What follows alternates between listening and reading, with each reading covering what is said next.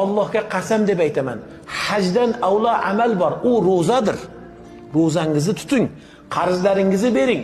Vallohi deb aytaman, Allohga qasam, u hajdan, ro'zadan afzal amal bu namozdir.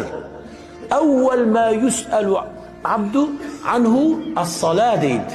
Birinchi banda qabrga tushganda so'raladigan bu so'rov namozdan bo'ladi. Namozingiz bor, u yog'i bor. Siz o'ylaysiz, hajga kelamiz, hamma gunoh afv qilinadi deysizda, namozga beparvo bo'lasiz. Aytdikki, million hajingizdan, takrorlayman, million siz ulug'lab muqaddas kelib tursiz, muqaddas deb. Million hajingizdan namoz afzaldir. Namoz yerni har yuzda o'qiladi.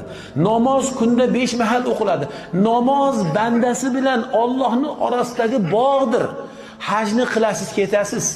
Ammo namozchi, namoz buyuk bir toatdir. Namoz haqiqiy bandani bandaligidir. Namoz har kuni Alloh bilan shunaqa munojatdir. Namozingizga ehtiyot bo'ling. Shahodatingiz, tavhidingizga ehtiyot bo'ling. Anoga borib, bunoga borib, yana bu ham bo'laveradi. Ota-bobomiz endi shuni qilganda deya bir shirkiy amallar bilan o'zingizni amalingizni habata qilib qo'ymang. Alloh saqlasin. Alloh saqlasin, o'zingizni amalingizni habata qilib qo'ymang.